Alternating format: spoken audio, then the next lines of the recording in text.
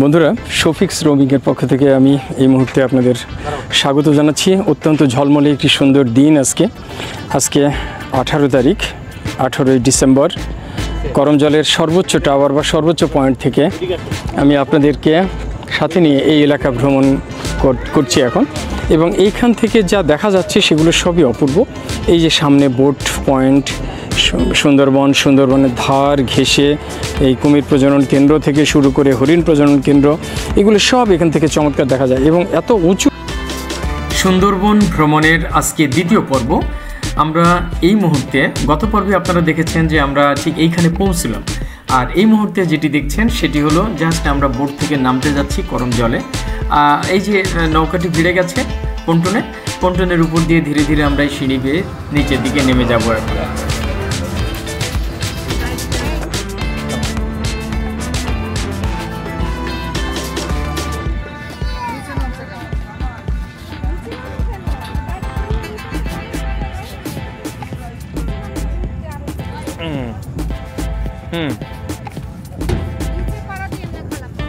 নিচে না, হ্যাঁ।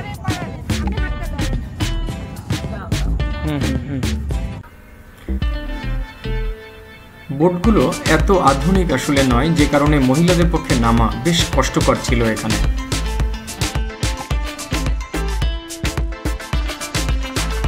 ছেলেদের জন্য যদিও এটি মোটেই তেমন কিছু নয়, কিন্তু মেয়েদের জন্য অনেক সমস্যা। তার ব্যাগ, বুস্কা, পোশাক সব কিছু সামলে এই বোট থেকে নিচে নামাটা ছিল অত্যন্ত কষ্টকর।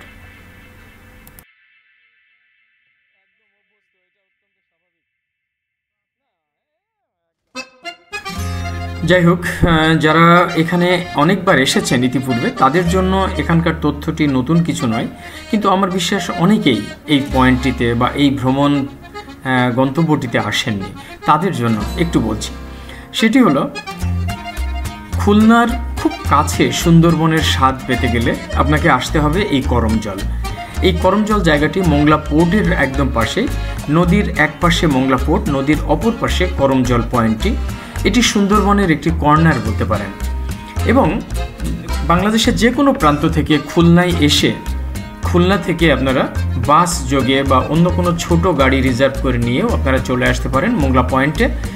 মোংলা পোর্ট পয়েন্ট যেখানে বাস স্ট্যান্ড, সেখানে অনেকগুলো রেস্টুরেন্ট পেয়ে যাবেন। গত পর্বে দেখিয়েছি আমরা যে সেখানে রেস্টুরেন্টে নাস্তা পানি করে এই নিচেই ছিল বোট ঘাট। আমরা সেই ঘাটে এসে বোট রিজার্ভ করে এখানে এসেছিলাম। আপনারাও এইভাবেই আসতে পারেন। একটি বোটের ভাড়া 2-2.5 হাজার টাকা থেকে শুরু করে 4,000 টাকা পর্যন্ত পড়বে, মানুষ ভেদে বা বড় এবং ছোট ভেদে। যাই হোক, এইখানে সুন্দরবনের যে সৌন্দর্যটি তার পুরোটাই পাবেন এখানে। হয়তো বাঘের দেখা পাবেন না, কিন্তু সুন্দরবনের পুরো জিনিসটিরই একটি আবহ এখান থেকে পাওয়া যায়। আমরা বোট থেকে নেমে এই যে গ্রুপ ছবি যেটি তুললাম, এটি করমজল পয়েন্টের সামনে একেবারে সাইনবোর্ড বা ওর যে বড় একটা বোর্ড ছিল যেটি নেম প্লেট টাইপের, তার সামনে এখানে আমরা যে জিনিসটি দেখতে পাচ্ছি এটি হলো ম্যাপ। গোটা সুন্দরবনের ম্যাপটি এখানে রয়েছে, এবং এই ম্যাপটি অতি সুন্দর। এখানে আমরা যে পয়েন্টে দাঁড়িয়ে আছি সেই করমজল থেকে শুরু করে গোটা সুন্দরবন কটকা পয়েন্ট পর্যন্ত, মাঝখানে হাটবাড়িয়া, হিরণ পয়েন্ট, এরকম অসংখ্য পয়েন্ট যেটি আছে, অসংখ্য যে নদী সুন্দরবনের ভিতর দিয়ে বয়ে গেছে, তার পুরোটির ম্যাপ এখানে 3D মোডে করা আছে, 3D ঢঙে করা আছে খুব সুন্দর করে। আপনারা দেখলেই অনুভব করতে পারবেন যে সুন্দরবনের কোন দিক দিয়ে গেলে কোন পয়েন্টে আপনারা পৌঁছতে পারবেন। এটি চমৎকার একটা জিনিস। এখানে রাখা ছিল বাঘের নখ, অরিজিনাল নখ, বাঘের পায়ের ছাপ, কুমিরের ডিম, অনেকগুলো জিনিস এখানে আছে, যেটি মিউজিয়ামের মতো বলতে পারেন। ম্যাপ এবং মিউজিয়াম একই সঙ্গে। ছোট্ট একটি জায়গা, কিন্তু এক নজরে গোটা সুন্দরবনের পুরো প্রকৃতিটা এই একটি মাত্র জায়গা থেকেই কিছুটা আঁচ করে নেওয়া সম্ভব।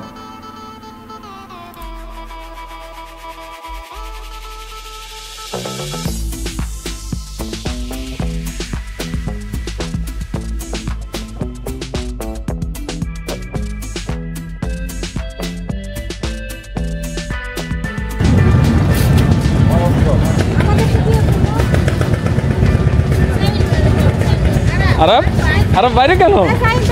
আসো আসো আসো আসো আসো আসো, সামনে আসো। ফাইন, হয়ে গেছে। হ্যাঁ, কোথায়? ওকে ওকে ওকে, ক্যামেরায় তো চললো বেশ কিছুক্ষণ ছবি তোলা পর্ব, কারণ সুন্দরবনে নেমেই একটি নতুন অনুভূতির সঞ্চার হয়েছে প্রত্যেকের মনের মধ্যে। তাই তাদের হৃদয় পটে যে আঁকা ছবি সেটি ক্যামেরা বন্দি করতে বা মোবাইলের ফ্রেমে বন্দি করার জন্য সবাই ব্যস্ত হয়ে পড়লো, যার যার মতো ছবি তুলতে। আমরা ছবি পর্ব শেষ করে ধীরে ধীরে ভিতরের দিকে হাঁটা শুরু করতে যাচ্ছিলাম। এমন সময় আরও কিছু সুন্দর জায়গা দেখে আমাদের দলের সদস্যরা ছবি তোলার কথা বললে আমরা আবার দাঁড়িয়ে পড়লাম এবং অন্যান্য সদস্যদের সামনে এগিয়ে যাওয়ার অনুরোধ করে আমরা ছবি তুলতে আবারও ব্যস্ত হয়ে পড়লাম। এখানে বাইন গাছ দেখতে পাচ্ছি, গরান, সুন্দরী, নানান রকম গাছ এখানে। বাম দিকে যে ভবনগুলো দেখছেন একতলা বিশিষ্ট, এগুলো ফরেস্ট ডিপার্টমেন্টে যারা চাকরি করেন, অর্থাৎ যে সমস্ত কর্মচারী বা কর্মকর্তা আছেন তাদের থাকার জায়গা এই বাম দিকের এই ঘরগুলো। আর এই যে পয়েন্টটির কথা বলছিলাম, যেখানে একটি কি বলবো, এটাকে আধুনিক যুগে তো এরকম জিনিস অনেক জায়গায় থাকে, সেটি হলো সেলফি পয়েন্ট।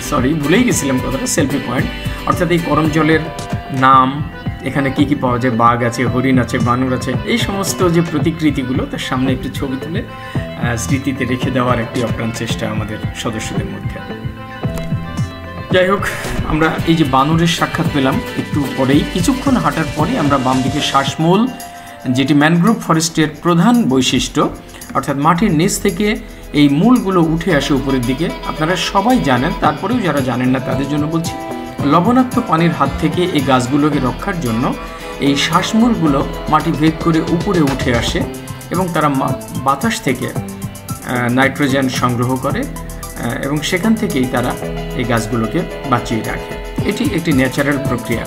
এখানে ছোটোখাটো দু একটি দোকান রয়েছে, আমরা সেখান থেকে বিস্কিট, চা ইত্যাদি খেলাম। ইচ্ছা মতো চা খাওয়া যায়, এখানে দুধ চা, র চা, সব ধরনের চায়ের ব্যবস্থাই ছিল। পানির ব্যবস্থা আছে, যেহেতু এটি নদীর এপারে একটু দুর্গম জায়গা এবং টুরিস্ট স্পট, একটু দামও বেশি তুলনামূলক। যাই হোক, আমরা এইগুলো করেই কিছুটা সময় ক্ষেপণ করছিলাম এখানে।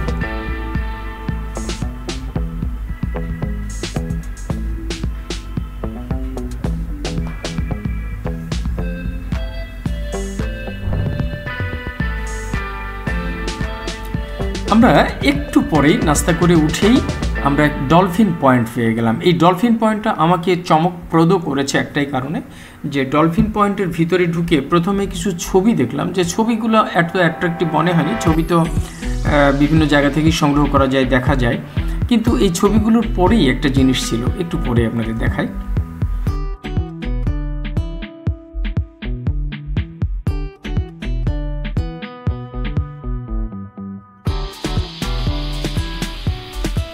হ্যাঁ, যে জিনিসটি আপনাদের দেখাতে চাচ্ছিলাম সেটি হলো ডলফিনের কঙ্কাল।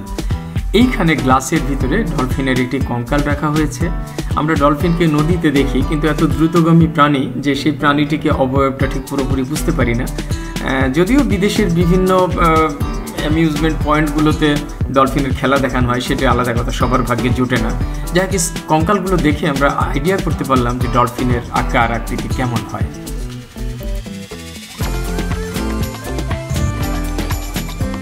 আমি ঢুকে পড়েছি করমজল যে কেন্দ্রটি, অর্থাৎ এখানে হরিণ প্রজনন কেন্দ্র, কুমির প্রজনন কেন্দ্র, কচ্ছপ প্রজনন কেন্দ্র আছে। সেই এলাকায় করমজলের বিখ্যাত সেই পর্যটন কেন্দ্র। এখানে ডলফিনের কঙ্কাল দেখলাম, বানর তো আছে, হরিণও আছে অনেকগুলো। আমরা কুমিরের দিকে এখন যাচ্ছি আস্তে আস্তে, কুমির প্রজনন ক্ষেত্রের দিকে। তারপরে ওয়ালাইকুম আসসালাম ওয়া রাহমাতুল্লাহ। ভাই খুব ভালো মানুষ, তার কথাগুলো খুব ভালো লাগতেছে আমার। শিক্ষিত লোক, ভালো কথা। Thank you so much. ওয়ালাইকুম আসসালাম। ওয়ালাইকুম আসসালাম ওয়া রাহমাতুল্লাহ। ভাই খুব ভালো মানুষ, তার কথাগুলো খুব ভালো লাগতেছে আমার। শিক্ষিত লোক, ভালো কথা। Thank you so much. ওয়ালাইকুম আসসালাম। আমার বাম দিকে যে চৌবাচ্চার মতো জিনিসগুলো দেখা যাচ্ছে, এগুলোই আসলে কুমির প্রজনন কেন্দ্রের জায়গা। যদিও এখন কুমির আগের মতো নেই, কুমির অনেক কমে গেছে বলে আমার মনে হলো। আগে এই সবগুলোতেই প্রায় কুমির দেখতাম, অসংখ্য কুমিরের বাচ্চা থাকতো এখানে।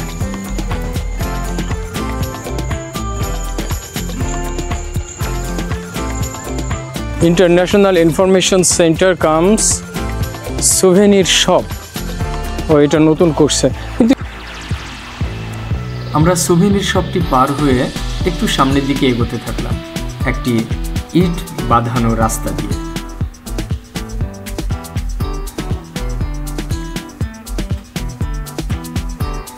ভ্রমণের সময় হাতে ব্যাগ থাকলে ভ্রমণটা খুব একটা শান্তিপূর্ণ হয় না, বিশেষ করে যদি সেটি হাঁটার মতো জায়গা হয়। তো এখানে আমাদের শীতকাল বলে অনেক পোশাক পরতে হয়েছিল যখন বাড়ি থেকে বের হই, বাট জঙ্গলের ভিতরে পৌঁছার আগেই আমাদের বোটের উপরেই এই গরম কাপড়গুলো খুলে ফেলতে হয়েছে, এবং যে কারণে ব্যাগে নেওয়ার কারণে একটি বিড়ম্বনার সৃষ্টি হয়েছে। আমরা ডান দিকে একটি চমৎকার একটি টাওয়ার দেখতে পাচ্ছি, ক্রোকোডাইল টাওয়ার। আমি জানি না এটার নাম কেন ক্রোকোডাইল টাওয়ার করা হয়েছে, এটিতে উঠে ক্রোকোডাইল দেখতে হবে এই জন্য নাকি জানি না, তবে আমার কাছে মনে হয়েছে এটি নির্দিষ্ট করে ক্রোকোডাইল না, সব কিছু দেখার জন্য, এমনকি বনটি দেখার জন্য সব থেকে সুন্দর একটি টাওয়ার এটি। যাই হোক, টাওয়ার একটু পরে উঠবো। এই বাম দিকের যে গাছগুলো আমাকে ভীষণভাবে আকৃষ্ট করেছে, অনেক পুরনো গাছ, এগুলোর অবয়ব দেখেই বোঝা যায় বটের গাছের মতো ঝুরি নেমেছে, কিন্তু সেটি বট গাছও নয়, বেশ বেশ পুরনো এবং বড়, তাদের বয়সও অনেক বেশি, এটা এই গাছগুলোর চেহারা দেখেই বোঝা গেল।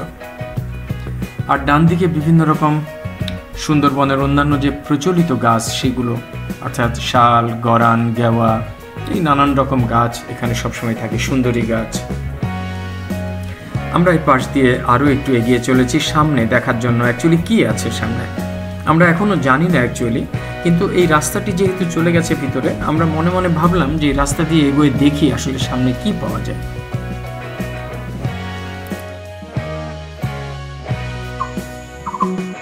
কি সুন্দর পাখি ডাকছে একটা, দেখ। জঙ্গলে এসে এ পর্যন্ত বানর, হরিণ, দু একটা পাখি ছাড়া খুব বেশি পশু পাখি দেখতে পাইনি। দেখা যাক এদিকে আমাদের চোখে কিছু পড়ে কিনা।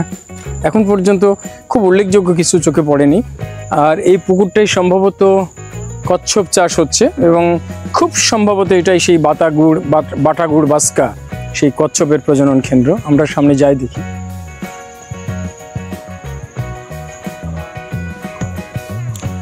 সুন্দরবনে এসে সব থেকে যেটি বেশি ভালো লাগছে সেটি হলো এই নির্জনতা, এই প্রকৃতির একান্ত সান্নিধ্য। এখানে নদী, এখানে বনো গাছপালা, এখানে যা কিছু আছে সব কিছুই প্রকৃতির মাঝে একেবারে নির্মল, অকৃত্রিম, এবং এই প্রকৃতির মাঝে আসলেই মনটা উজাড় হয়ে যায়। মানুষজন, ঘরবাড়ি, যানবাহন, ধুলোবালি, এগুলো থেকে দূরে এসে এই প্রকৃতির সান্নিধ্যে এটি কতই না স্বর্গীয়, কতইটা আনন্দদায়ক।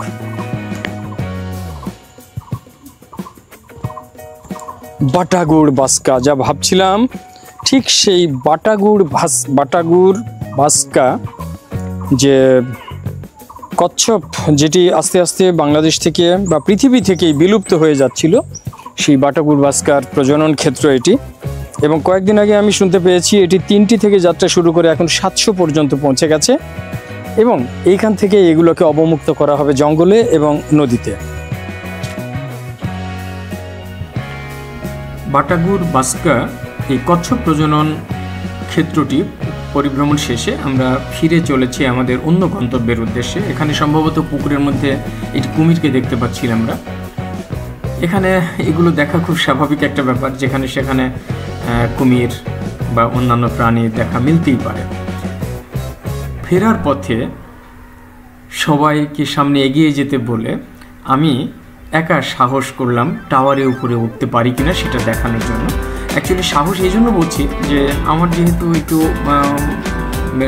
মানে কি বলে, মাধ্যাকর্ষণ শক্তির বিরুদ্ধে উপরের দিকে উঠলে বুকে কষ্ট হতে পারে কিনা এই ভয়টা লাগছিল আমার, যেহেতু একটি রিং পরা আছে হার্টে। যাই হোক, আমি ধীরে ধীরে অত্যন্ত আনন্দ চিত্তে আমি এই টাওয়ার বেয়ে উপরের দিকে উঠে যাচ্ছি। টাওয়ারের সিঁড়িগুলো মোটেই খাড়া নয়, বেশ স্লোপ টাইপের, অর্থাৎ একটু সুপ্রশস্ত, এবং সেগুলো খুব আরামদায়ক, আমার একটুও কষ্ট মনে হচ্ছিল না। আর চারপাশের সৌন্দর্য, সবুজ গাছপালা, নীল আকাশ, আমি বারবারই বলি নীল আকাশের বুকে এই সাদা মেঘ, সব মিলিয়ে এই চমৎকার পরিবেশ আমাকে হাতছানি দিচ্ছিল, এবং তারই আনন্দে, তাদেরই ডাকে সাড়া দিতে আমি তরতর করে টাওয়ার বেয়ে টাওয়ারের একদম সর্বোচ্চ চূড়ার দিকে উঠে যাচ্ছিলাম।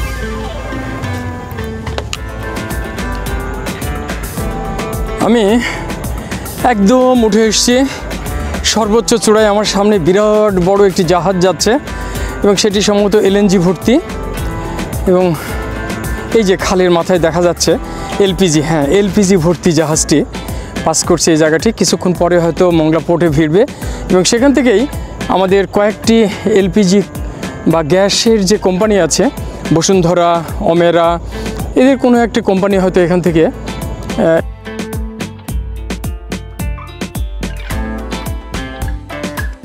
স্টোর করে এটি সিলিন্ডারে ভরে বাড়ি বাড়ি সাপ্লাই দেবে।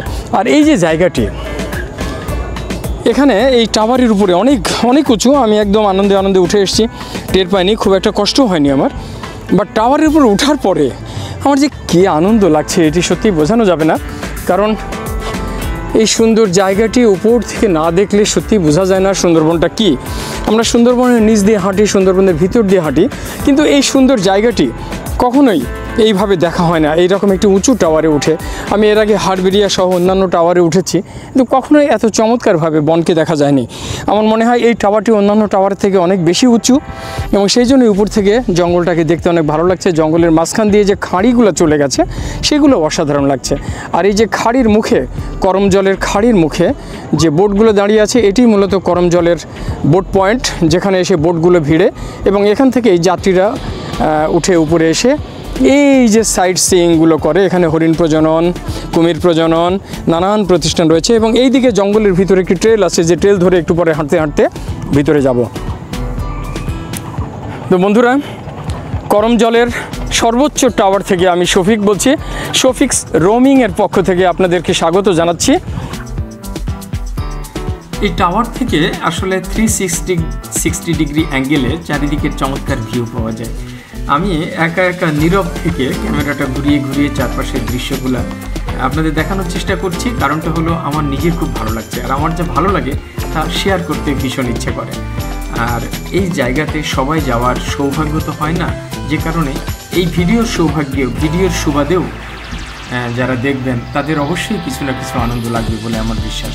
কারণ এই চমৎকার জায়গাটিতে না যেতে পারলেও এই জায়গাটি কেমন, এটির অবয়ব কেমন, এটি দেখে তা কল্পনায় মানে চলে যাওয়া, এটিও একটি বড় ভ্রমণ আর কি।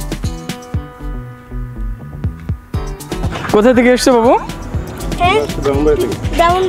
ব্রাহ্মণবাড়িয়া। কিসে পড়ো তুমি? ক্লাস 4। তাই কেমন লাগছে এখানে এসে বলো তো? খুবই ভালো, খুবই ভালো লাগছে। সত্যি এই জায়গাটা কিন্তু অসাধারণ। এর আগে এটা ছিল না, এই টাওয়ারটা ছোটোখাটো টাওয়ার ছিল, কিন্তু এইবার এসে আমি দেখলাম এই বিস্ময়কর টাওয়ারটি অনেক উঁচু এবং অনেক সুন্দর, না অনেক দূর পর্যন্ত দেখা যায়। তো থ্যাংক ইউ সো মাচ, ভালো থাকবা। আল্লাহ হাফিজ। টাওয়ার থেকে নেমে এসে আমি আমার দলের সদস্যদের অর্থাৎ মা, খালা এবং অন্য যারা ছিল এদের সঙ্গে ধীরে ধীরে এগোচ্ছিলাম। ডান দিকে দেখলাম দুটো কুমির রোদে গা একটু তাতিয়ে নিচ্ছে পুকুর থেকে উঠে। জীবন্ত কুমির অবশ্য, মনে করার কোনো কারণ নেই যে এই কুমিরগুলো মৃত কুমির এখানে পড়ে আছে। সুযোগ পেলে সেও আমাদের চেপে ধরবে। যাই হোক, আমরা এই যে বাম দিকে যে জায়গাটি, এটি সুবিস্তৃত একটি জায়গা। কুমির প্রজনন ক্ষেত্র থেকে শুরু করে আরও কিছু ছোটোখাটো দ্রষ্টব্য স্থান এখানে এর মধ্যে রয়েছে। আমরা সেদিকে না গিয়ে এই যে ডান দিকে কত দূর গেছিলেন আপনারা? 1 কিলোমিটার জানেন? এই পুকুরটার কথা বলছিলাম। হ্যাঁ, এইটা হলো সেই ভয়ঙ্কর পুকুর আর কি।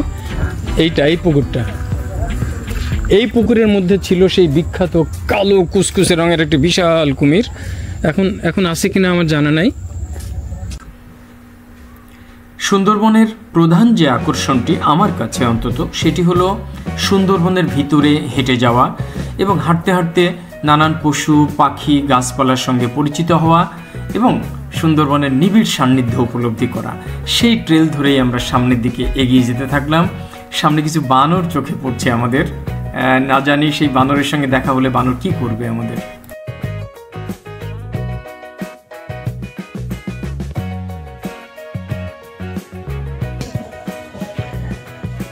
আমরা জঙ্গলের ভিতরে ঢুকতে যাচ্ছি আস্তে আস্তে। এই যে ট্রেল ধরে এখন জঙ্গলের ভিতরে ঢুকবো, এই যে সেই ট্রেল, এটি সুন্দরবনের ভিতরে ঢুকে গেছে। আর আমাদের সামনে এই যে বানর মহাশয়রা আমাদের স্বাগত জানাচ্ছে, অভ্যর্থনা জানানোর জন্য এখানে বসে আছে। এনারা এই বনের রক্ষক, এই এনাদের অনুমতি নিয়েই তারপরে আমাদের ঢুকতে হবে, ঠিক না? হ্যাঁ হ্যাঁ হ্যাঁ, ঠিক আছে ঠিক আছে, আমরা আগাই। হ্যাঁ ঠিক আছে ঠিক আছে, ওকে।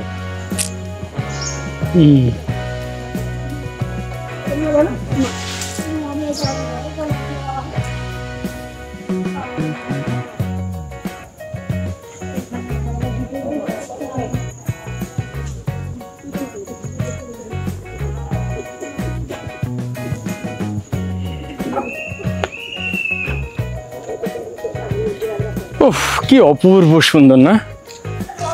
এই ট্রেলটি চলে গেছে, এটা 1 কিলোমিটার হবে না? হ্যাঁ, প্রায় 1 কিলোমিটারের বেশি এলাকা জুড়ে এই ট্রেলটি চলে গেছে সুন্দরবনের ভিতরে।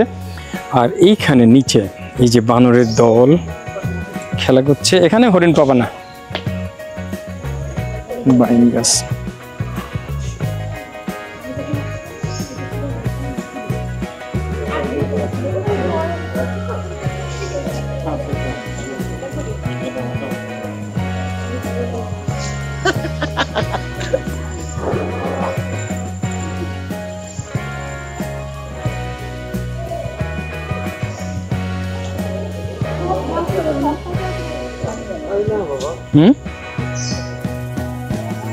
সুন্দরী গাছ, এর নামেই সুন্দরবন।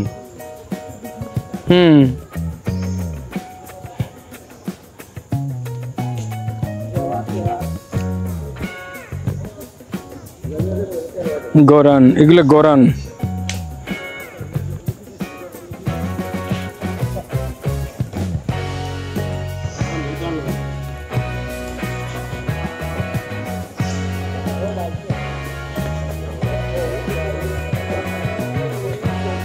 অনেক বানর কিন্তু ভিতরে, ওই যে গাছে গাছে সব। আমি বলি, মানুষ এখানে কেউ বসতে আসে না, মানুষ এখানে কেউ বসতে আসে না। এখানে এই এক্সাইটমেন্টটা এত বেশি যে হাঁটতে হাঁটতে মনে হয় আমি আরো চলে যাবো, আরো চলে যাবো, জঙ্গলের ভিতরে চলে যাবো।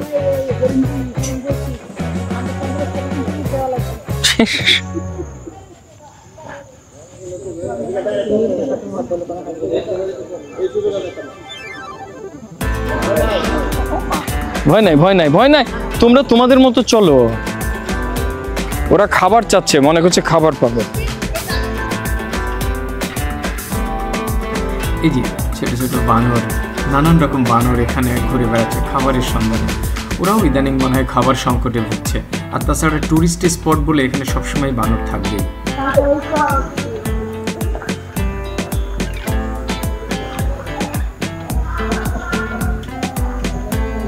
এই গাছটার নাম কাঁকড়া।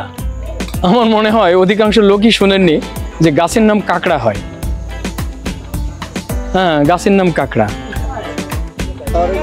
ও আচ্ছা, এটা তো আসলে ঠিকই আছে, এখানে জঙ্গলের ভিতরে। এটা তো কাঁচা রে ভাই, পাকেনি তো এটা এখনো 5-6 মাস পরে পাকে। তাহলে কাঁচা ফল খাবে কি করে মানুষ? এই খাওয়াই, এটা টেস্ট খাওয়া আলাদা না, এটা খাওয়াই যাবে না, কষ এটা। কোনো কষ্ট নেই, দেখেন আপনারা, আমি এটা খাওয়াইছি।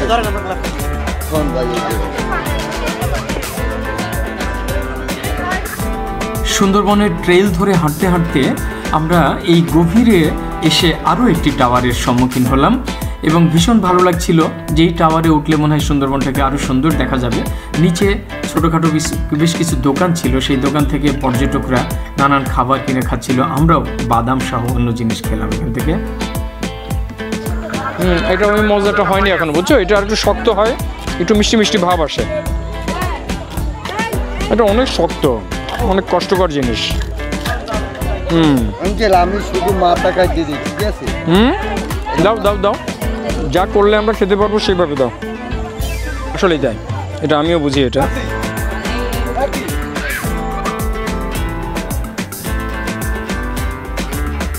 ফলগুলো ধীরে ধীরে ও ছিলে দিচ্ছিল আমাদেরকে এবং আমরা এই ফলগুলোর নাম হলো বাদাম, অ্যাকচুয়ালি কাঠবাদাম। এইটি সেই কাঠবাদাম না, অর্থাৎ আমন্ড নয়, এটি অন্য ধরনের দেশীয় কাঠবাদাম। এই কাঠবাদামের গাছ বিভিন্ন শহরেও দেখা যায়, বড় বড় গাছ হয়, বড় বড় পাতা বিশিষ্ট, অনেক বড় বৃক্ষ হয় এটির, এবং সেই গাছে এই ফলগুলো ধরে থাকে। সেই বড় বড় ফলের মাঝখানে এই ছোট ছোট অসংখ্য বীজ, এবং সেই বীজগুলো ঢাকা থাকে অনেকগুলো আবরণে, অর্থাৎ 3টি লেয়ার অতিক্রম করে এই ফলটি খেতে হয়। মোটামুটি সুস্বাদু, খুব একটা মিষ্টি না, কিন্তু এটি এক ধরনের বাদাম আর কি। যাই হোক, আমরা এগুলো খেয়ে টেয়ে এই যে টাওয়ার, এই টাওয়ারের উপরে এখন উঠতেছি ধীরে ধীরে। এই যে টাওয়ারে উঠতে গিয়ে একটি চমৎকার জিনিস দেখলাম, এটি হলো একটি মৌমাছির চাক, অর্থাৎ মৌচাক। এই মৌচাক থেকেই যে মধু হয়, মোয়ালরা সেই মধু ভেঙে নিয়েই বলে সুন্দরবনের মধু। এইরকম অসংখ্য অসংখ্য হাজার হাজার মৌমাছির চাক এই সুন্দরবনের ভিতরে থাকে। আসলে অনেক বড় জায়গা, নিরিবিলি জায়গা, অনেক গাছপালা ভিতরে, মানুষ তো প্রবেশ করতে খুব একটা পারে না, তাই প্রচুর পরিমাণে মৌমাছির চাক সেখানে হয়। এবং তারই কিছু নমুনা এই মানুষ যেখানে যেতে পারে যতটুকু লোকালয়ের ভিতরেও গাছের শাখায় বা এরকম টাওয়ারের সঙ্গে তারা কিছু মধুর চাক তৈরি করে।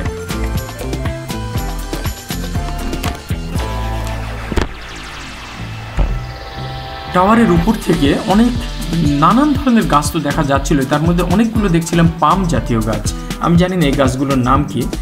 পাম গাছ যেমন হয় তেমনই, কিন্তু সুপারি গাছের মতো লম্বা লম্বা এই পাম গাছগুলো। দূরে একটি ঝুলন্ত সেতু দেখতে পাচ্ছিলাম। আমরা যে টাওয়ার থেকে উঠছি সেই টাওয়ারের বাম পাশ দিয়ে ট্রেলটা ঘুরে আবার যে ঘাট থেকে আমরা উঠে এসেছি, যেখান থেকে করমজলের মেন পয়েন্ট, সেখানেই ফিরে গেছে। বাট এইখানে একটা লুপ সৃষ্টি করেছে। এই লুপেরই মাঝামাঝি জায়গায় আছে এই ঝুলন্ত সেতুটি, যেটি একটু আগেই আমরা দেখলাম।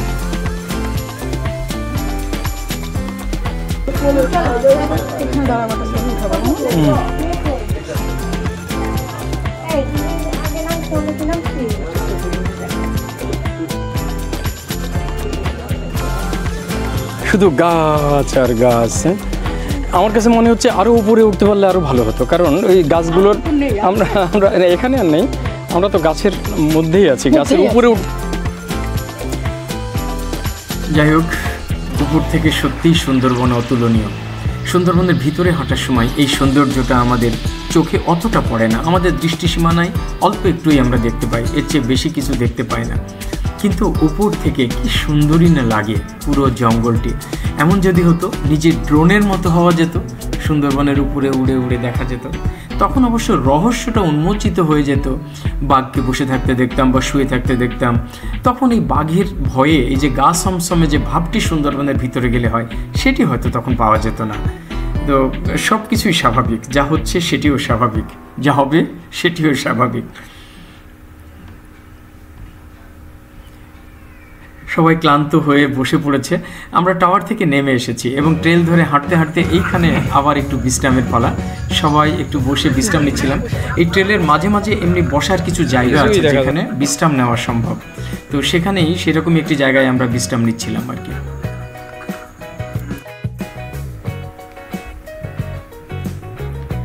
ছায়া ঘেরা সুন্দর এই জায়গাটিতে বসে থাকতে পেরে খুব আরাম লাগছিল সবারই, বিশেষ করে আমার সঙ্গে আমার মা এবং খালা।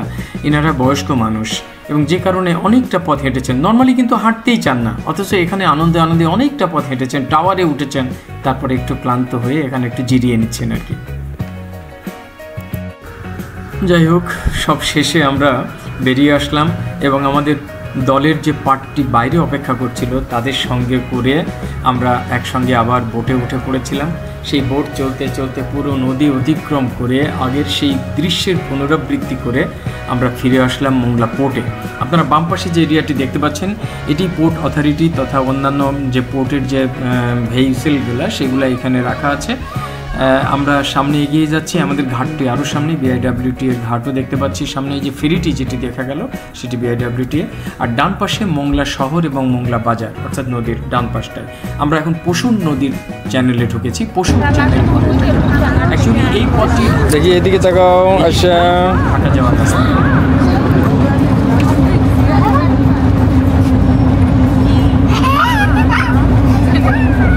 তোমাদের ছবি উঠছি, কিন্তু একটা হাইটাই দিতে হয়তো।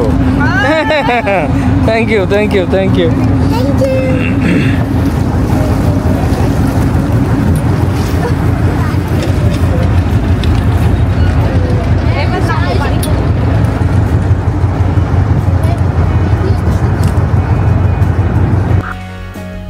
আমরা ঘাটের খুব সন্নিকটে পৌঁছে গেছি। এই বোটগুলোর মাঝখান দিয়েই একটি জায়গা করে নেবে আমাদের বোট এবং তারপরে নামিয়ে দেবে আমাদের ঘাটে। জায়গা সে পেয়ে গেছে। এই দুটো বোটের মাঝখান দিয়ে এই যে সুন্দর একটি ছোট্ট একটি চ্যানেল, এই জায়গাটি আস্তে আস্তে বড় হয়ে যাবে এবং আমাদের সামনে ছোট নাবিক অর্থাৎ আমাদের যে বোটের চালক তার অ্যাসিস্ট্যান্ট ছোট ছেলেটি লাল গেঞ্জি পরে ও ধীরে ধীরে জায়গাটি তৈরি করে নিচ্ছে এবং আমাদের বোটটি এগিয়ে যাচ্ছে পন্টুনে ফেরার জন্য। প্রিয় দর্শক শ্রোতা বন্ধুরা, আমরা শেষ করলাম আমাদের সুন্দরবন ভ্রমণ। 2 পর্বে সমাপ্ত হলো। যারা প্রথম পর্বটি দেখেননি, এখানেই আছে, আপনারা খুলনা 1 এই নামে আছে, এটি খুলনা 2 হবে। তো এই ভ্রমণ পর্বটি আপনারা দেখবেন এবং উপভোগ করবেন আমাদের যাওয়ার মুহূর্তটি কেমন ছিল। আর এই পর্বে আমরা দেখানোর চেষ্টা করলাম যে অ্যাকচুয়ালি সুন্দরবনের ভিতরটা কেমন এবং সুন্দরবন করমজল পয়েন্টটি আসলে দেখতে কেমন। আশা করি আমাদের খুলনার 3য় পর্ব থাকবে বাগেরহাট, খান জাহান আলীর মাজার, 60 গম্বুজ মসজিদ সহ বিএল কলেজ সহ বেশ কিছু চিত্র। আশা করি সেটি দেখবেন। আগামী সপ্তাহের মধ্যেই 3য় পর্বটিও লঞ্চ হতে যাচ্ছে। সবাই ভালো থাকবেন, আমাদের সঙ্গেই থাকবেন। আল্লাহ হাফেজ।